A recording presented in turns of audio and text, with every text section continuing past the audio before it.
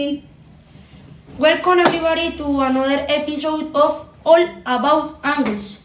Today we have a super interesting topic that will make you see the world totally different. We are gonna see angles and how they apply in real life. And for this we have two experts. The first one is Leanne. Welcome Leanne. Thank you. I'm very excited to be here. And we also have Santi, a person with slightly more, let's say, fun approach to explain math. Welcome, Santi. Hello, I'm ready to see how many angles we can take in this conversation. Perfect, let's start.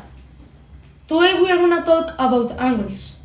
Leanne, could you explain us what angles are in a simple way?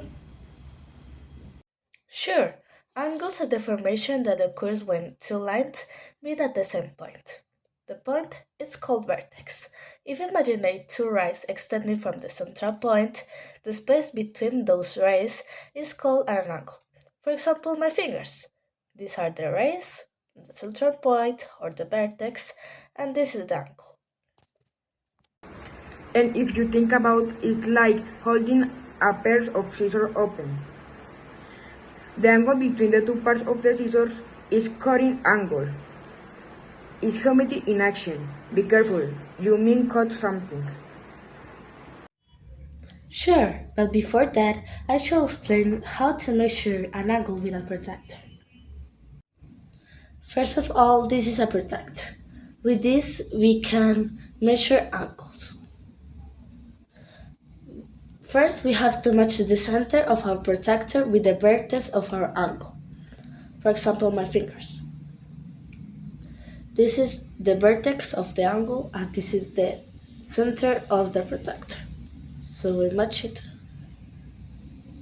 And also, we have to match one of the rays with the angle number 1 that we found in our protractor, number 0. Number 0 is here, so we have to match it with one of the rays, like here. And our angle is like about 60 degrees. Also, there are three main types of angles. First, we have the acute angle. It's smaller than 90 degrees, like the angle of the hands of a clock make when it's 10. Second, we have the right angle. It's exactly 90 degrees, like the corners of a sheet of paper or the angle of a closed door. Third, we have the obtuse angle. It's more than 90 degrees, but less than 180 degrees. Imagine a swing that's tilting more, almost ready to launch. Also, there are complementary and supplementary angles. The first are several angles that, if we add together, are equal to a right angle. On the other hand, supplementary angles are many angles that, if we add together, are equal to a straight angle. That's very visual. Santi, what real life examples could you give us for each type of angle? Of course, for acute angle, think an arrow being launched. The angle between arrow of the ground is acute. If it's going to hit hard of the target. We see angles in everywhere. For example, when you are in your kitchen and you have a knife with a blade perpendicular to handle, that is a right angle. And we find obtuse angle in many places, like when you open a door more than halfway, it's completely open. When angle between the door and the frame is obtuse. That sounds pretty familiar. What about more extreme angles, like those that are more or greater than 180 degrees? Can we think some examples for that? Ah, those are concave angles, also known as reflexive angles.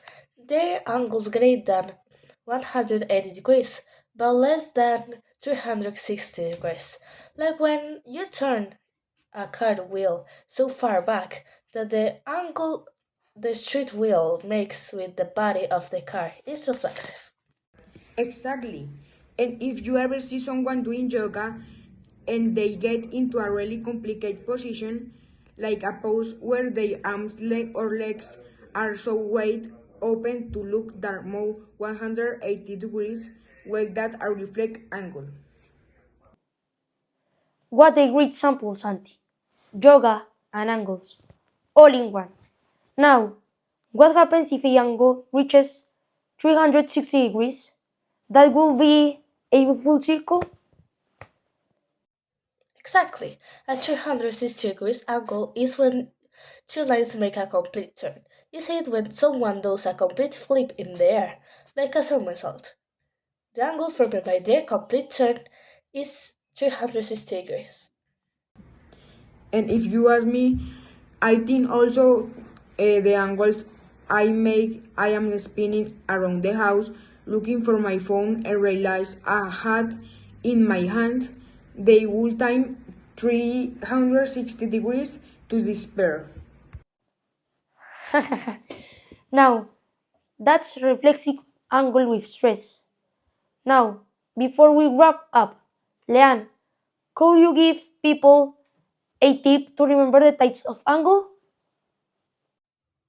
Sure, for acute angles, think of something that pokes you, like an arrow, something small and sharp. Right angles can be remembered with a perfect corner, like a piece of paper or the corner of a box. An obtuse angle are those that give you room to open something, like a door that leaves plenty of room to you to squeeze stuff. And I will say, if you want to remember concave or reflect angles, just think a complete turn of spinning around looking for something you were already holding. It's a whole circle of emotions. Great! I think we all understand better the angles now, and with some pretty fun examples. Thank you, Leanne, and thank you, Santi, for joining us today. Thanks for the invitation. It was a pleasure talking with you. I had a lot of fun. Remember, angles are everywhere. Even life twists and turns. Thank you. And that wraps up today's show. See you in the next episode of All in Angles, and don't forget to observe the angles around you. See you in the next.